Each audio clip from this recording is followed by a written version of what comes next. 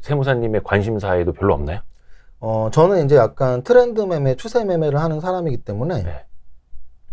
그 업종별로 이제 좀 시장을 따라가는 편이에요. 그래서 말씀하신 것처럼 제약바이오는 사실 코로나 이후에 가장 피해 업종 중에 하나예요. 그렇죠. 왜냐하면 제약바이오 업종 종목이 굉장히 많아요. 거의 뭐 한 100개 정도 될 거란 말이죠. 코스닥 시총 상위에 많은데. 근데 그 종목들 중에 실제 코로나 저점인 2020년 3월보다 더 떨어진 종목도 많아요. 그러면은 오른 종목들은 뭐였냐? 코로나와 직접적으로 관련이 있었던 뭐 진단키트, 백신, 치료제 뭐 이런 종목들만 직접적으로 관련이 있어서 올랐거든요. 그래서 그렇지 않았던 종목들은 사실 거의 1, 2년 동안 조정을 받은 종목들이 많고요. 그래서 저는 지켜보고 있습니다. 왜냐하면 저는 제약바이오 산업을 좋아하는 편이에요. 보통 투자자들에 비해서. 왜냐하면 보통의 평균 투자자들은 재무제표 베이스로 하는 경우에는 제약바이오 너무 많이 뿌리셨네요.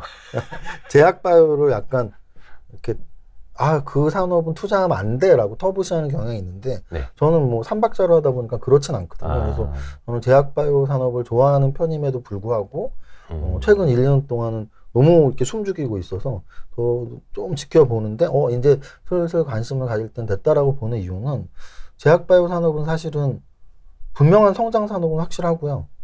분명한 성장 산업이면서 최근 한 2년 정도 조정을 받았는데 이 제약바이오 산업은 이 주기가 그렇게 길지가 않아요. 예를 들어 시크릿컬 산업 같은 경우 막 10년에 한번 움직이거나 조선산업처럼 10년 동안 못 움직이거나 뭐 이런 종목들이 많은데 제약바이오 산업들은 아까 제가 뭐 농담처럼 한미약품이라고 얘기했는데 2015년에 한미약품 급등, 2018년, 19년에 신라젠, 셀트리온 급등, 근데 2020년, 21년에는 코로나 관련주가 급등했지만 다른 종목들이 좀 죽어있기 때문에 좀 오랫동안 죽어있는 종목들에 서서히 관심을 가질 필요는 있을 것 같습니다. 근데 또 이게 안 보다 보면은 사람이 아예 그 업종을 싫어하게 되는 현상도 나타나거든요. 근데 어느새가 딱 보면 어느새 이렇게 바닥에서 많이 올라와 있었나 막 이런 것도 있고 항상 또 와치를 해야 되는 것 같아요. 혹시 지금 대표님께서 정말 선호하는 섹터랑 정말 좀 피하고 싶은 섹터 있다면 좀 얘기해 줄 수 있을까요? 피하고 싶은 섹터부터 말씀을 드릴게요. 네. 그러니까 이 피한다기보단 사실 제가 뭐 요즘만이 아니고 한 최근 5년 이상 별로 손을 대지 않은 업종들이에요. 오랫동안. 오랫동안. 그 이유는 저는 이제 뭐길래 그러죠? 중장기 추세도 같이 보거든요. 네네네. 중장기 추세를 같이 보면서 이렇게 투자자들한테 10년 이상 수익을 주지 않는다면 굳이 내가 뭐 이 종목들을 좋아할 필요는 없지 라고 생각하는 종목들인데요. 진짜 궁금하다. 근데 사실은 이거 갖고 있는 분들한테 욕먹어요. 갖고 있는 분들한테 욕먹는 건데, 그래서 제가 그걸 말씀을 드리는 거예요. 저는 개인 투자자니까, 개인 투자자로서 제가 호불호가 당연히 있는 거죠. 제가 짜장면을 좋아하고 짬뽕을 싫어한다고 짬뽕 만드는 분한테 욕먹을 필요는 없잖아요. 그래서 제가 개인 투자자로서, 나는 이 업종은 한 10년 정도 나한테 수익을 못 줘서 싫어라는 표현이에요. 그래서 예를 들면은,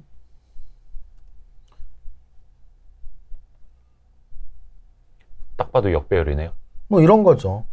뭐예요? 포스코예요, 포스코. 근데 포스코 같은 경우에 지금 이게 2007년이 고점이란 말이죠. 2007년 금융위기 직전이거든요. 그럼 지금 강산이 2번 반이 바뀌었어요. 2007년이면 지금 한 번 반이구나. 15년 됐잖아요. 뭐 15년 동안 수익을 못 주고 있는 거죠.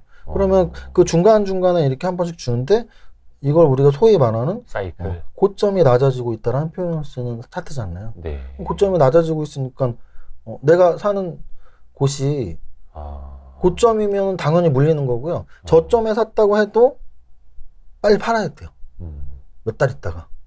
이런 게 이제 어찌 보면 좀 더 길게 보면 좀 학문적으로 말하면 소위 말하는 가치주의 한계라고 할 수도 있어요. 무슨 뜻이냐면 우리가 가치주라고 말할 때 포스코 같은 경우는 대표적으로 가치주에 많이 꼽히는 종목이에요. 이렇게 좋은 회사가 이렇게 많이 떨어졌어. 이런 표현을 많이 쓰죠. 그럼 이렇게 좋은 회사가 여기까지 떨어진 거예요. 지금 15만 원까지. 이게 말이 돼 15만 원까지 떨어져? 그래서 30만 원까지 2배 오르잖아요. 근데 올랐다가 다시 15만 원으로 가잖아요. 그게 가치주의 한계인 거죠. 가치주를 내가 샀다면 가치보다 높게 올라가면 안 되잖아요. 나는 저평가 가치주를 산 건데. 그럼 우리가 저평가 가치주를 샀을 땐 계속 눈치를 보고 있어야 돼요. 제 가치에 오면 팔아야 제 가치에 오면 팔아야 되니까. 근데 저평가 가치주를 내가 10,000원에 주고 샀는데 네. 10만 원이 될 리는 없죠. 왜? 10만 원짜리가 10,000원에 거래되는 게 말이 안 되잖아요. 그럼 세상 투자자들도 바보도 아니고. 그래서 10만 원짜리가 5만 원에 거래될 확률도 크진 않아요. 그런데 10만 원짜리가 10,000원에 거래될 리는 없잖아요. 그래서 저는 이렇게 성장주 섹터가 아닌 종목들을 사실 좋아하진 않아요. 예를 들면 요즘 뭐 은행 같은 경우가 있죠. 은행이요.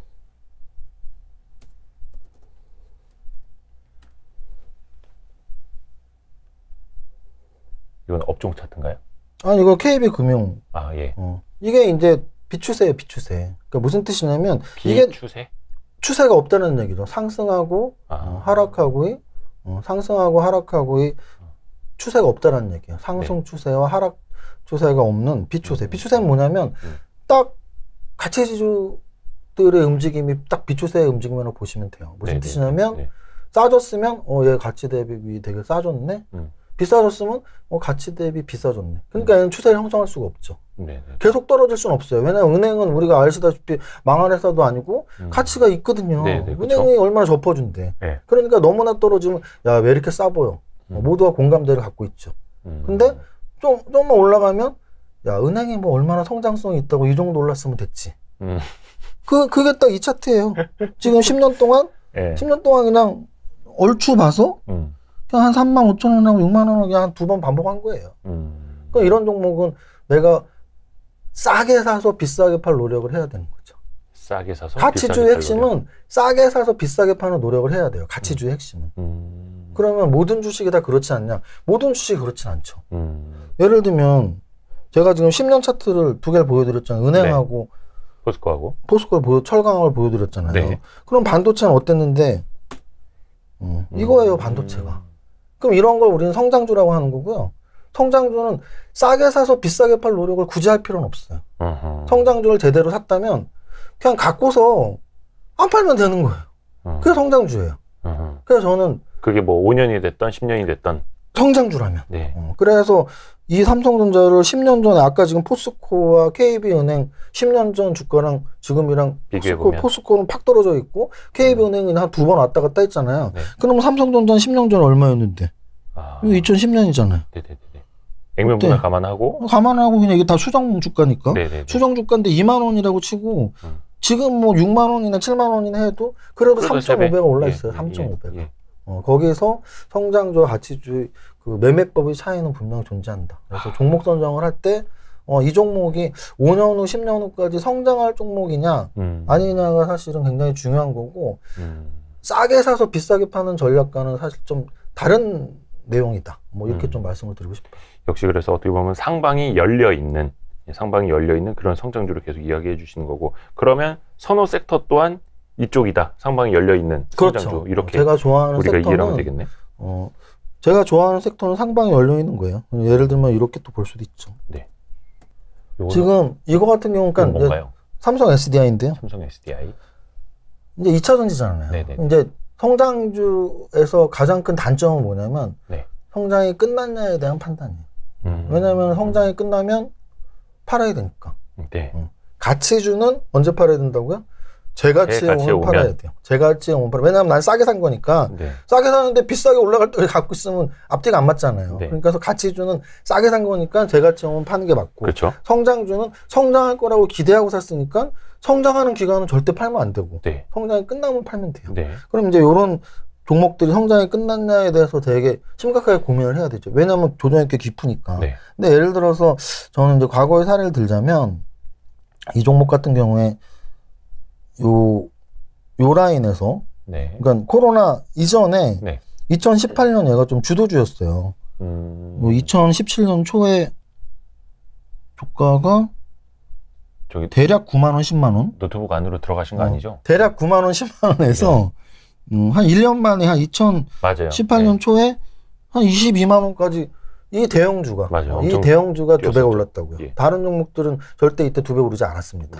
그런데 그리고 나서 한 1, 2년 조정을 받았죠. 그럼 조정을 받았으면 아까 제가 말씀드린 뭐 철강업종, 은행업종은 야, 이제 제 가격에다 다 팔고 그러면 다시 또 내려가야 되거든요. 네. 근데 얘는 안 내려갔단 말이에요. 네네네. 조정을 2년 받고 그 가격이 22만 원이었는데 여기에서 또 80만 원을 와버린 거예요. 그렇죠. 그러면 요때 성장이 끝났다고 생각한 사람들은 뭐 팔고서 4배 벌 기회를 놓친 거고 네네. 성장이 안 끝났어 더 가라고 생각하는 사람들은 4배의 수익도 챙긴 거죠. 네. 그래서 지금이 저는 되게 중요하다고 봐요. 그래서 2차 전지 같은 경우는 성장이 끝났는지 안 끝났는지 판단이 저점 매수 기회냐 아니면 앞으로 쳐다보지도 않을 것이냐의 문제라고 봅니다. 그러니까 제가 말씀드리고 싶은 건 이거예요. 네. 뭐 철강, 은행, 뭐 조선 이런 거는 저는 보지 않아요. 왜냐면 10년 동안 오르지 않았는데 앞으로 오른다라는 보장이 없으니까. 근데 최근 10년 동안 오르고 내리고 그 정고점을 뚫고 더 오르고 반복했다면 초점 매수의 기회일 수 있잖아요. 그런 업종이 지금은 2차 전지 정도고 아까 말씀드린 제약바이오 네. 그런 건 제가 좀 지켜보고 있습니다.